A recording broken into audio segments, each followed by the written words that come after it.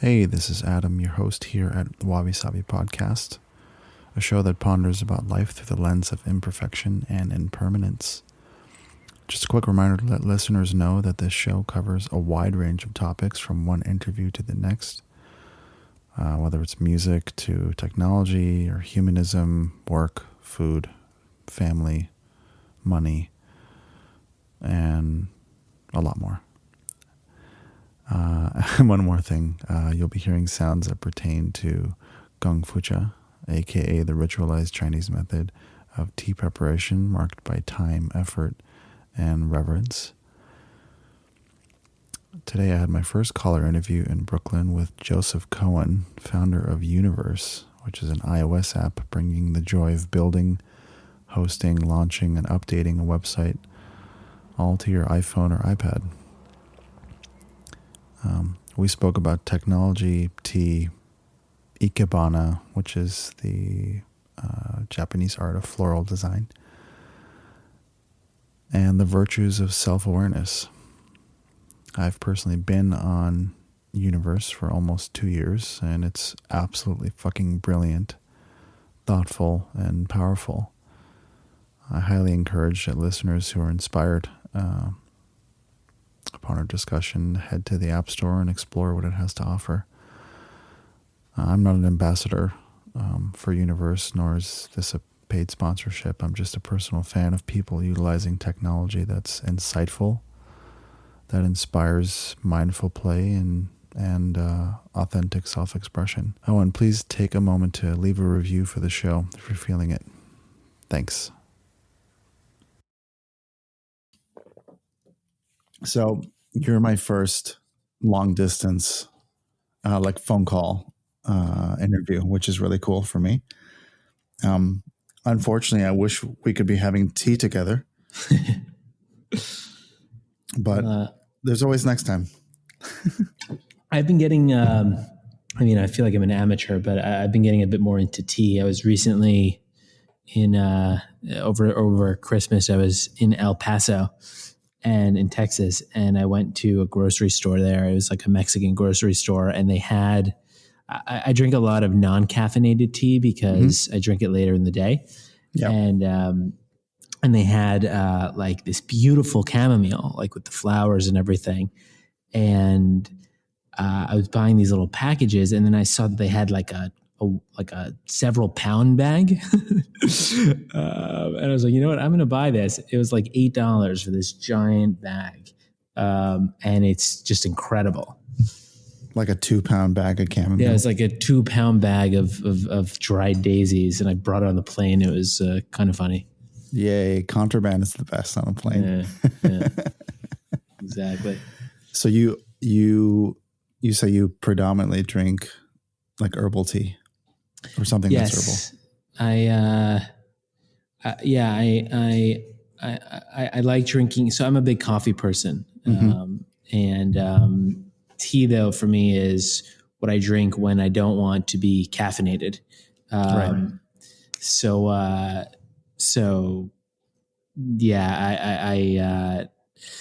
I go to chamomile, peppermint, but I find that there's something really nice about good chamomile.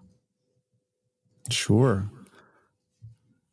I mean, not even to speak of the flavor alone, but just how it affects you, you know? Right. It's good for unwinding. Helps you get to bed and stuff like that. Exactly. So,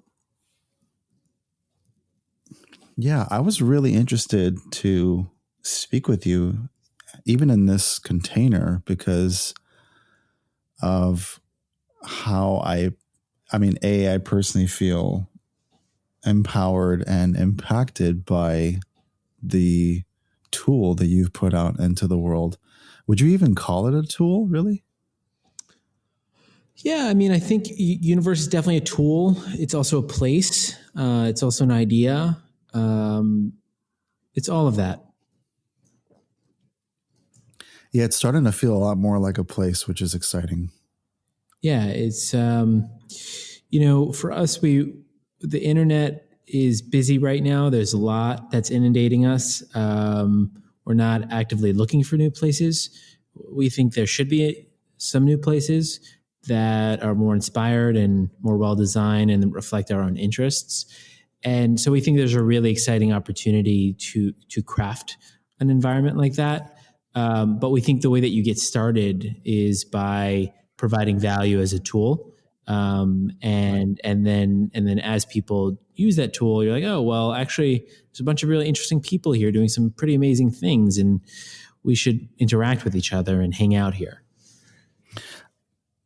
That's a good way of putting that. I feel like, having now been somewhat of a, almost like a legacy user, the way I introduce it to people and see them go through the onboarding experience, which I personally think is a pretty brilliant hand-holding experience, and how you just put it so well. It goes from, you're offering this sort of subjective tool for people to use, but then as they begin to use it, it could instantly blossom into some, like objectively empowered and creative place that people are sharing. Yeah, I think in general, our design philosophy is built around the idea of like progressive reveal. So we have ambitions, we have a lot of ideas, but for a new creator, a new user who encounters our product and us for the first time, there's only so much bandwidth that we have to communicate. So we can't overwhelm. We need to communicate one thing at a time. And this is a story that if we do our jobs well and we keep you engaged, we can tell over time. So we don't need to say it all up front. And by doing that, we can tell a much more nuanced and engaging story. Yeah. And Universe is both for iOS and Android, correct? No, it's actually just iOS. Just iOS. Okay. The sites can be viewed. Yeah, the sites can be viewed anywhere. Yeah. Mm-hmm. Are you guys thinking or trying to put out an Android version? We will probably do an Android version. We're not going to do one soon, and that's because we really believe in focus, and we're a 9-person team, so we're quite small, and we're able to carry a punch. We're able to punch above our weight for that size, mainly because we're able to focus. So, for example, one of the things you probably know is like we update the app pretty much every week. Mm-hmm. And we update our app much more frequently than most app developers. And that's because, first of all, we work hard and we work smart, but it's also because we scope things well, right? And we only have to update one app. If we had 2 apps to update, it might take double as long. Right. Exactly. That's a good way of putting that too. Mm-hmm. You don't really think about those things like on the consumption end, of using a product. Definitely. Of how many plates you could, the developer or the team could be balancing at any one point. Yeah, it's just that, especially with a product like ours, which is so broad in its mandate, it's very easy to get lost in the work by taking on too much, right? And you could end up doing a pretty poor job if you're not good at choosing what to focus on. And this has become a bit of a cliche around how important focus is. But what I found, for example, we would love to do a comprehensive commerce solution that we create on our own, that is designed for mobile. But that is something that we just don't have the resources to do well right now. And should we take that on, maybe we could do a good job at that, but everything else that we do is going to be neglected. So the reality is that,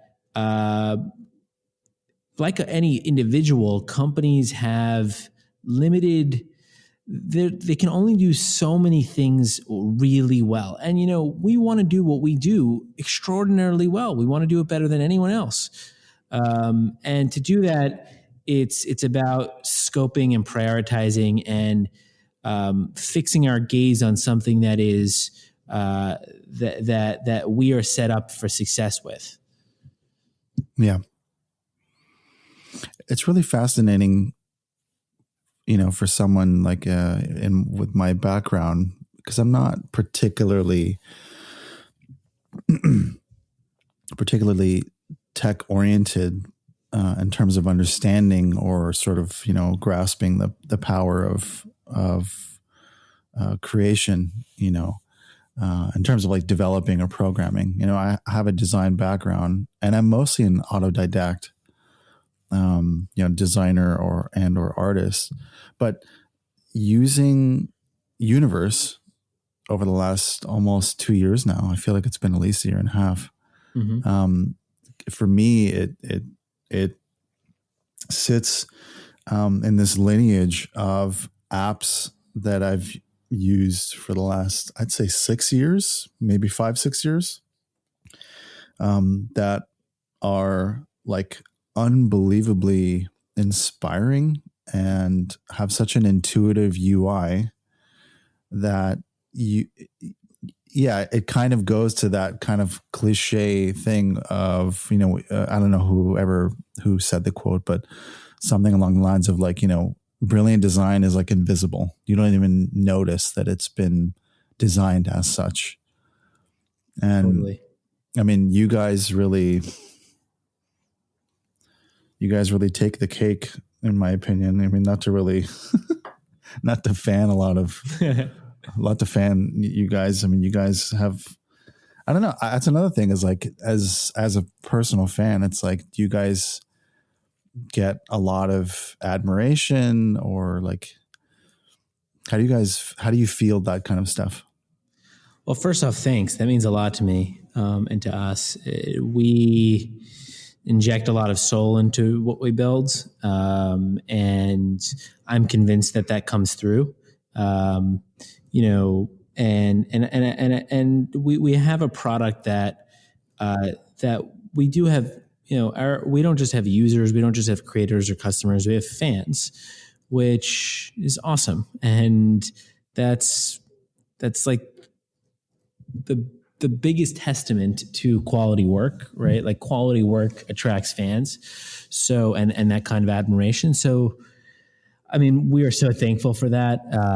It's really feedback for us on how we're doing. And if we're finding that we're not getting that, then we should probably be doing something differently. But fortunately, we've gotten a lot of great reception, and we do have a pretty engaged, and in some ways, like, really passionate user and customer base. A couple things though, like the reason why. So for those that don't know what Universe is a way to create a website from your iPhone, and we have designed the easiest and simplest way to do that, to get your own domain, etc. But we also have designed the most open-ended and flexible way to do that. So if you use a tool like Squarespace or Wix, these are based on rigid template systems. And so if you want to make something with it that you have in your imagination, but that doesn't match up with the template, you can't. But with Universe, because of the way it works, you're working with a grid system. So it's a very simple, easy to use grid. And on that grid sit blocks. And a block is anything that you want to put on your website, whether it's a product that you want to sell or a piece of media or some text or a link. And you can move those blocks around like Lego. And it works as you'd expect it to work. And the reason why I started the company was because I don't write code on a daily basis. It's not how I think. I'm a much more visual thinker. And it occurred to me that most people are like that, and that increasingly we're all online. So that there isn't this dichotomy between like computer geek and regular person. We're all on the internet. And we should have tools that allow people who are visual thinkers or that just don't think in code to be expressive in the way that code is, right? So like code is not template based. It's not, you don't start with a template. You're starting from scratch basically. And that allows for a really creative environment. But the problem with code is that it's esoteric and it's hard to learn and it's very abstract. You have to keep a lot in your head. And for most of us, myself included, it's not how we think and it's not how we like to think. And so My question was, could we design a system that had the expressiveness of something like code that really allowed for creativity, but use a different interface to manifest that? And we think that we, with the grid, have done that. Yeah, I think it's fucking brilliant, honestly. And anyone I describe it to, and then eventually get them to, download and sort of walk through it or sort of dive in head first, their jaws basically drop, left and right. And to go back just a minute and to describe, some of the apps that I was initially like really inspired by many years ago, which actually led me down the sort of rabbit hole of user experience and all that, was a suite of apps by a company called Pixite. I don't know if you ever heard of them. Yeah. They're based here in California, and they make a lot of like digital art apps, and there's a whole like ecosystem of these apps. Some of them are more like sort of passive filter based. Others are more like utilizing 3D objects, and as an ecosystem, it inspired the hell out of me many years ago to call myself basically like a digital artist that's only using iOS or these apps within iOS to, express myself. And so within that mind frame, coming across Universe, like kind of reinvigorated all those places for me, with how I was, utilizing those apps and even thinking about how I use it today on a day-to-day basis. In one sense, it's interesting to think about how I use, obviously, like productivity apps versus social apps versus other apps, right? Mm-hmm. And for some reason, maybe it's just me and the way that I exist in the world, or how I'm going about trying to manage my time, not just as a freelancer, but also as a parent to a 3-year-old. Universe strikes this balance for me where I can think about something I want to update or add. And the way I keep going back to the app is almost like ikebana, like that, the Japanese art of like floral design, where it's like, I love thinking that the way I express myself in Universe is imperfect. I love that I always want to go back and either change something because I'm feeling moody, or I want to add a photo or add a story, or now I'm adding, this podcast and patching that through the whole thing and creating my own sort of mini ecosystem within it.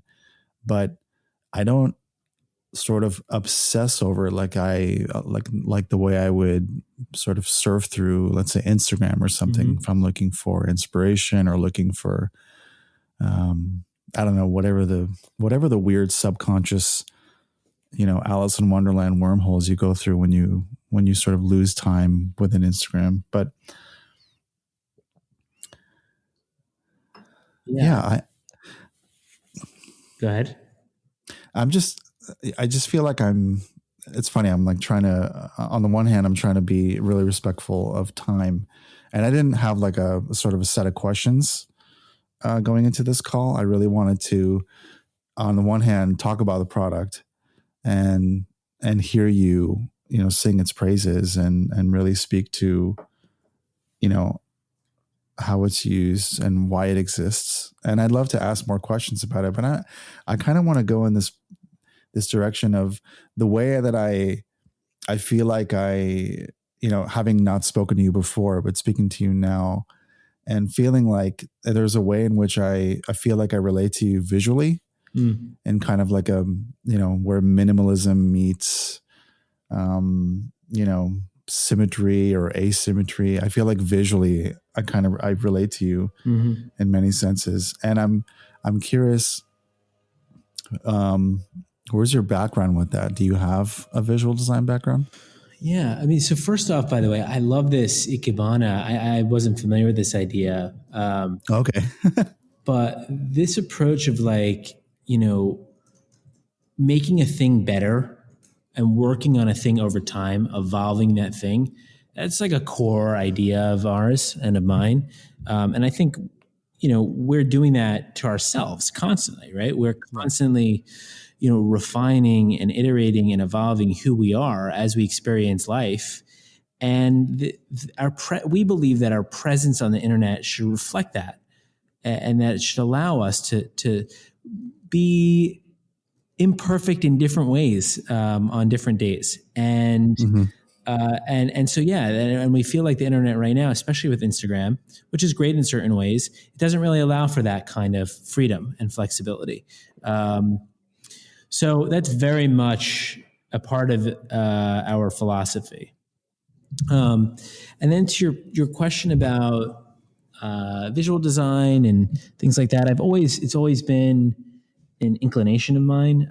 Think about aesthetics and space and communication and design more broadly.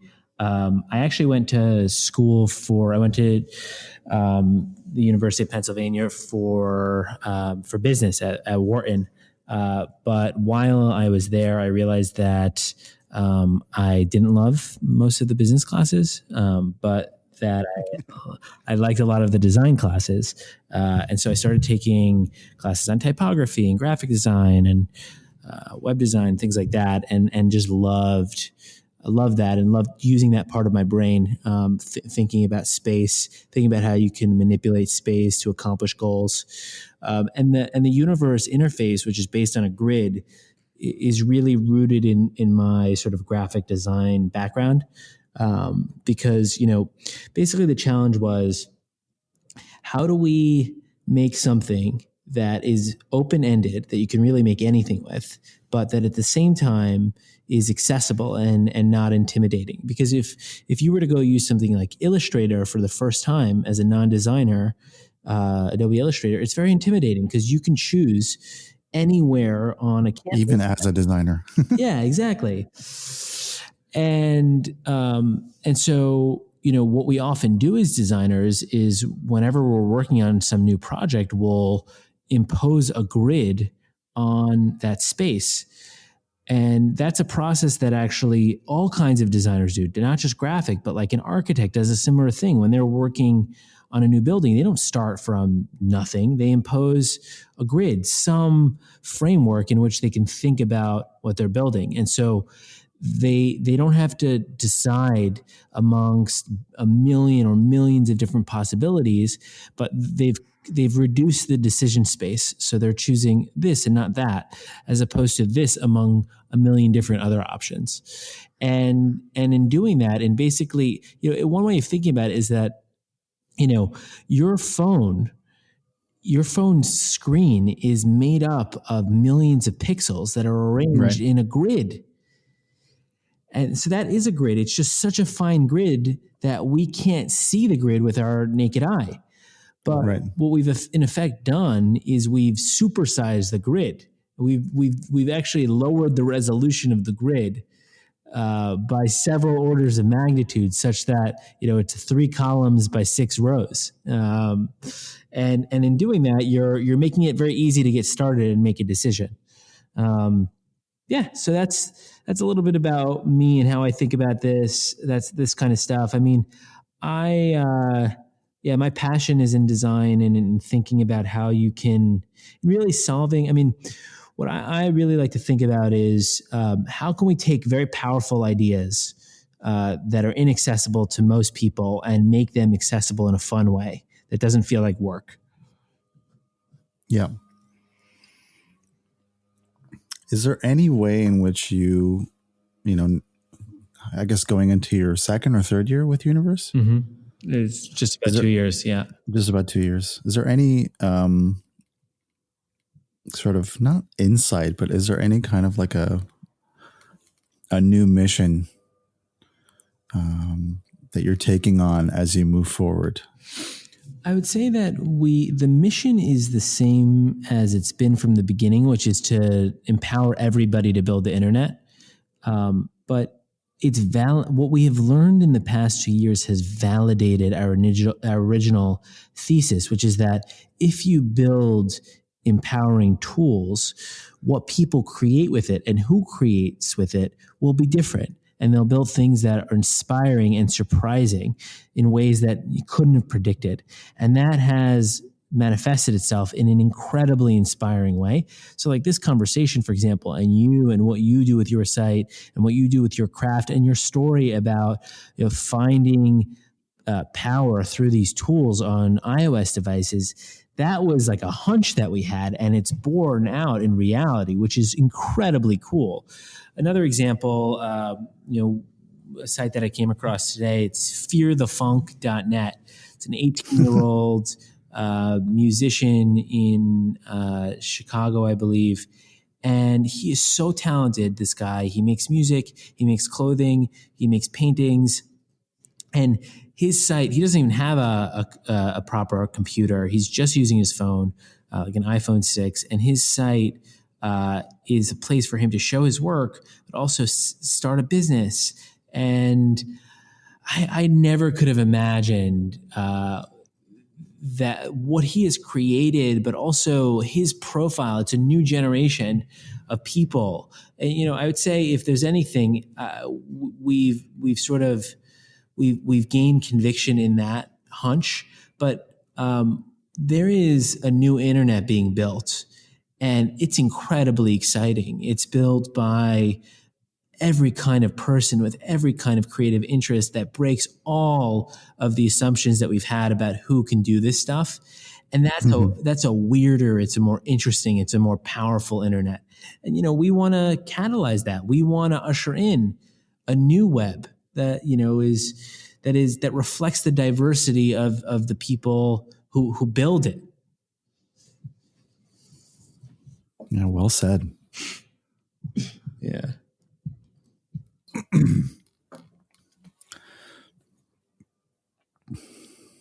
And what's coming down the pipeline? Like, how do you guys map out like a month or a year? Yeah.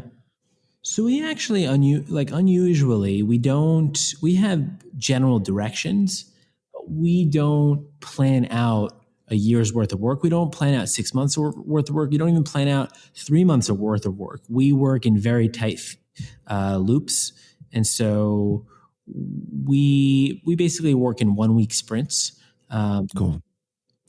And there are directional things though that I'll put on our radar. So one is, expanding the network and what you can do by interacting with other creators and allowing perhaps people who haven't used Universe to follow you on Universe. That's an area that's very interesting to us. So expanding what it means for Universe to be a place and fleshing that out. Another area is as we think of, we have a cool feature on Universe. It's called Timeline. And it allows you to add new pages to your site, and those pages become swipeable pages that are accessible from your homepage. So if I go to imagesofT.xyz, I can swipe, and most websites don't swipe.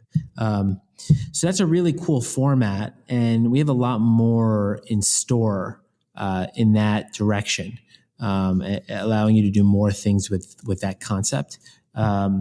So that's sort of our first pass on it, but we're gonna do more things in that vein. That's great. Which, by the way, I mean, the whole timeline feature, treating it like a zine. Yeah, exactly. Is amazing. So I really appreciate that too. Yeah, I mean, it's a kind of a new idea. It's like most people, when they think of making a website, that's not what they're envisioning. So there is a little bit of a hurdle to communicate that. But once you start using it, you're like, wow, this is really interesting. Yeah. So with our last minute or two, I want to ask you more of a left field question, which is, again, an assumption based on how I perceive you visually and the ways I feel like I relate to you. Mm-hmm. do you have personally like a way that you balance, all the work that you're doing, and then like how do you decompress, or do you have any kind of like mindfulness or meditative practice that you personally have, right? Like an ethos, and if that also distills to the team itself. Definitely. Great question. So I do have a meditation practice, and I have been thinking about mindfulness as a main main area of intent for the past 5 years. I've been meditating daily. I started out doing a 10-minute mindfulness Vipassana meditation. And then now I do about 20 minutes a day. It's the first thing I do when I wake up. And it is critical for me in staying, I would say, centered and balanced. As you build a company, it can be a pretty extreme experience. And my mindfulness practice has allowed me to remain centered despite that. But I would say beyond that, it's allowed me to be stronger and really to, when things have gotten difficult, remain standing and to lean in. Actually, I was a little concerned when I started meditating about 5 years ago because I was having some trouble. I was coming off of an experience, and that was really hanging me up. And my therapist actually introduced me to Vipassana.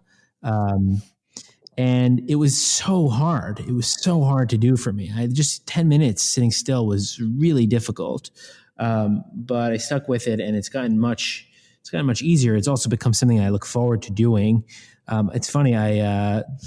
On Monday, I felt like I wanted to keep going after my bell rang that it was at the 20-minute mark, and I just kept meditating. And I thought I'd meditated for an extra like 5 or 10 minutes, and I looked at the total count, and I meditated for almost an hour, which was like, it was a crazy experience. But the other thing that I've learned from meditation and mindfulness in general is like, mindfulness has become a bit of a cliche now, but Sure. What it means for me is building an awareness of my mind, which is very obvious. It's what the word says, but that in practice is so cool and so valuable, right? Like the process of meditating is one in which you're observing how your mind works, and what its patterns are, and what its quirks are, and having an understanding of how your brain does work in that way is so liberating, because in the day-to-day, you see where it's going, and you know when it's going somewhere that's not productive or that's not helpful, and you know when it's doing things that are actually really good. And it gives you a level of control over that, where you're not subject to its idiosyncrasies, and you're able to really harness its power. And that for me has been life-changing. It's probably also influenced how I think about building things and designing things, because I am applying that level of discernment and focus to what it is I'm creating. And I think I'd love if someone said, your product feels very mindful. That'd be a high compliment. In fact, before I actually started Universe, I wrote a blog post, which I can send you, called Mindful Product Design. There you go. Where I outlined some of the principles that I thought, I can read you some of them. Almost like a primer or something. Yeah, it was just 1 second. Let me pull it up. In thinking about Universe and the ideas that were leading to it, I sort of got this down on paper because I felt like most of the products at the time were not that. Hold on 1 second. Let me pull this up. So here it is. Mindful product evolution. Actually, hold on 1 sec.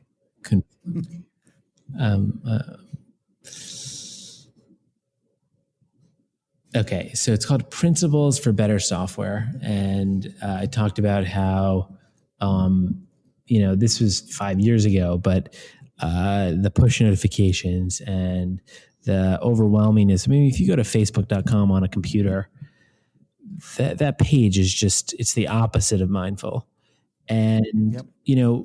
one of the things I'm most proud of is when you are in the universe grid, there's really no user interface on the screen at all. It's you and the thing you're making. And that's very intentional. And I think that you can design tools and experiences and products that help us get into that state. You could also design products that actively remove us from that state. So there is, I think, a moral imperative as a designer to make things that get us into a good headspace and not one that's distracting and that's extracting from us. Exactly. And thank you for doing that. I feel like another way of saying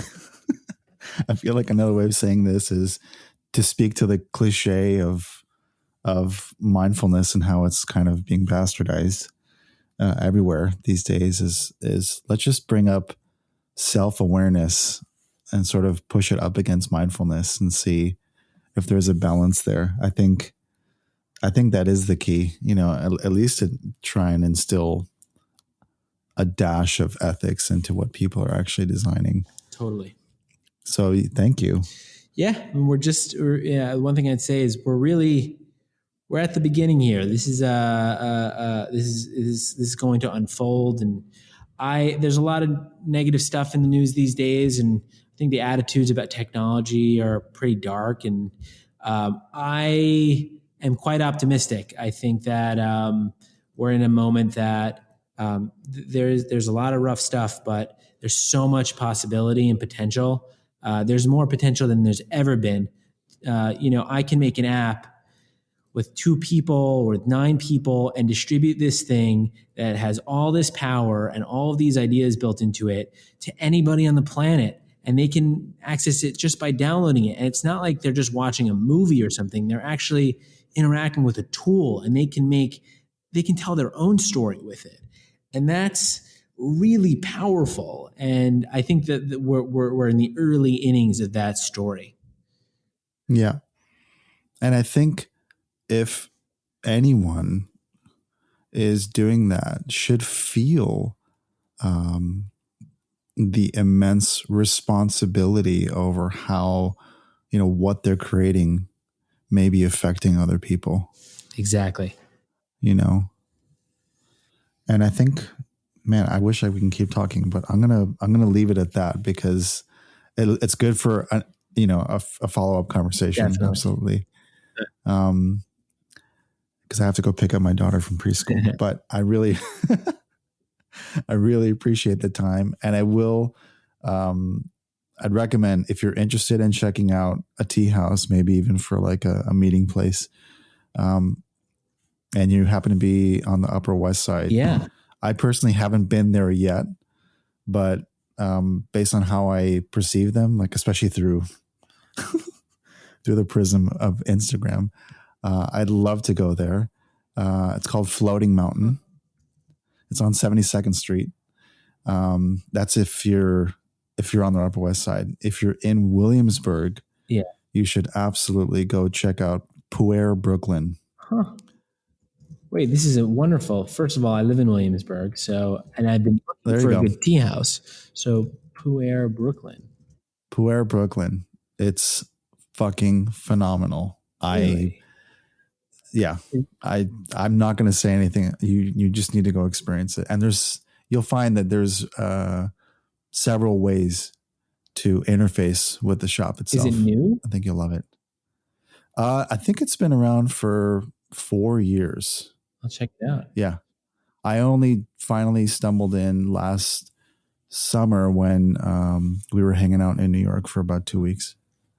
Cool. Yeah. Well, yeah, Adam, really great to chat. I'd love to do a follow-up. I may be in LA soon, so I'll hit you up. Cool. Come by for tea. All right. This has been great. Thank you. Bye.